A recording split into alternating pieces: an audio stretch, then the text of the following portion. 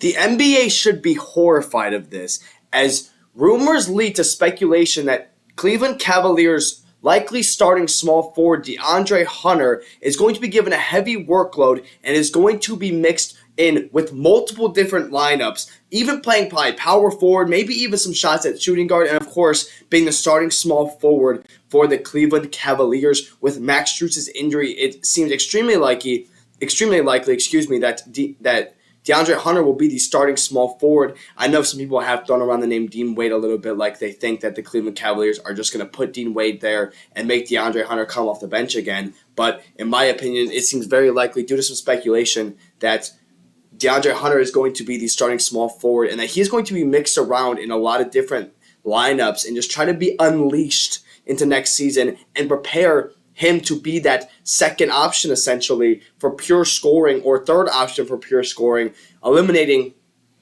a lot of liabilities on the offensive side. You can let DeAndre Hunter kind of learn how to play with almost everyone and fit in with almost everyone.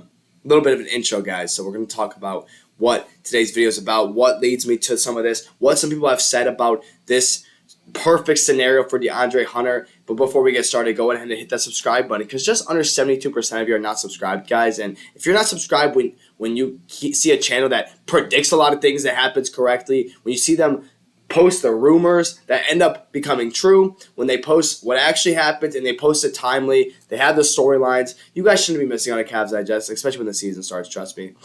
But let's talk about Mr. DeAndre Hunter, who is going to be the highlight of today's video. Essentially the only player we really go in depth with in this video, but we have talked about DeAndre Hunter in multiple different scenarios based on storylines and what Darius has done multiple different things about DeAndre Hunter. I've kind of talked about him here and there. Just overall, it's time to talk about DeAndre Hunter's most likely scenario going into the season next year. So, a couple things. First of all, Max Strus is out. Who's going to start? It's between two guys, right?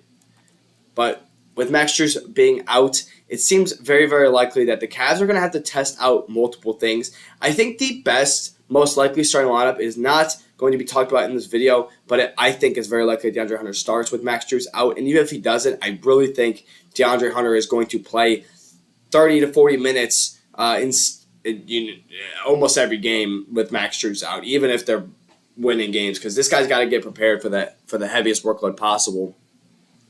And as of right now, with these injuries, really might affect the Cleveland Cavaliers, because I think that what they should do, instead of this is going to sound a little stupid, instead of trying to win games, which they definitely should be trying to win every game at 100%, they should also be testing different forms of lineups with these two guys hurt. And the biggest player surrounding it is going to be DeAndre Hunter. So, as I said, I think DeAndre Hunter is going to be the starting small forward for next year. It makes the most sense. Yes, they might just put him on the bench and keep him on the bench as a scoring threat and let DeAndre Hunter or let Dean Wade play there, but that would literally bother me so much. So, what's going to happen with lineups? Let's kind of talk about some things, actually. Let's talk about DeAndre Hunter statistically. 17 points off the bench is phenomenal, especially with 27 minutes a game. 4 rebounds, 1.5 assists on 1 turnover. 47 and 40 is phenomenal statistically. DeAndre Hunter is that good. DeAndre Hunter is probably the third best player on the Cavs. I'd say Mitchell, Mobley are the two best overall players, and then I'd say DeAndre Hunter there. But you can argue DeAndre Hunter is better than Mobley, right? DeAndre Hunter is a phenomenal basketball player. He has a perfect fit. He has a perfect play style. A lockdown defender, great defender, can shoot the lights out, can create his own shot, can score on all three levels of the basketball court, and I think DeAndre Hunter is the perfect fit. But it's really time to start getting serious about lineup changes and why I believe the NBA is horrified of an unleashed DeAndre Hunter lineup. Because you know Donovan Mitchell is going to start, but why don't we build this lineup off of DeAndre Hunter? So this is what led me to wanting to make this video. The Wine and Gold podcast. This includes experimenting with him in various lineups to determine how he can best contribute, such as driving offense with the second unit or initiating plays alongside Evan Mobley. So, I don't think always starting DeAndre Hunter is the best option. I think that he's going to start, and you need to put him in multiple different spots, as the Wine and Gold podcast said. I think trying him alongside guys like, I think having a lineup the backup, trying to see what he can do with Lonzo on the court, because we know him and Ty Jerome had a lot of chemistry, with Ty Jerome and him both being elite collegiate players at Virginia.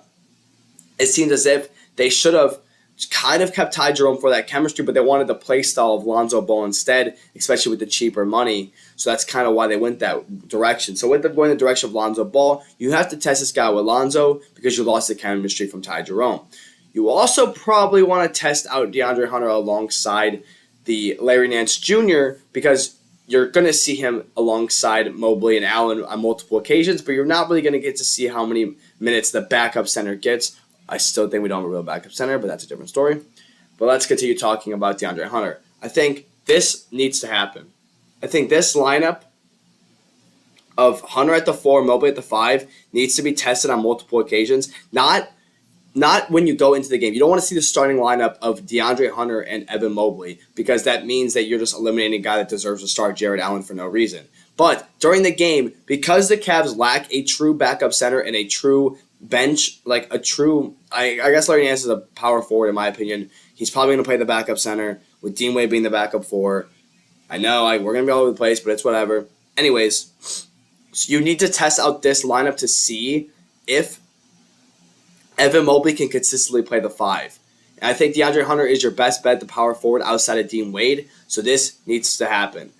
I think if you guys have these two in the game with Jarrett Allen resting for 5 minutes, and then you have let's say everyone's healthy. You could also have Strus, Merrill, Mitchell, Garland. It doesn't matter. It doesn't matter what you do. I think these two need to learn how to play alongside each other. Because let's be real about ourselves here. This is a phenomenal basketball player DeAndre Hunter is. And when he came onto the Cavs, he was an immediate threat. He was immediately scoring points. He was immediately playing defense. And he was immediately just an instant fit with the Cavaliers. And that is why you need to test him out in so many different lineups.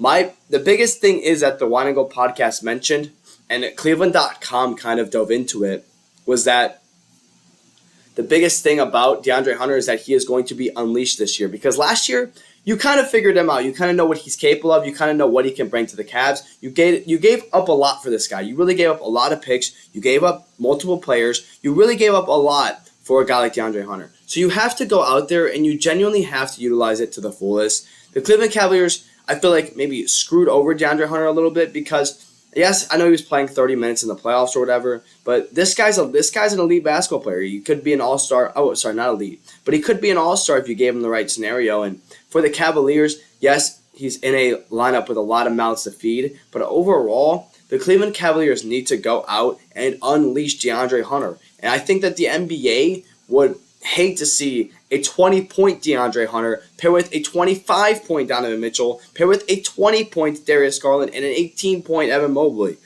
as well as a good bench of Ball, Merrill. I think there's a lot of potential there to be had with DeAndre Hunter. I just think the Cavs kind of limited him a little bit because they were trying to learn. But I think, will he start? Yes.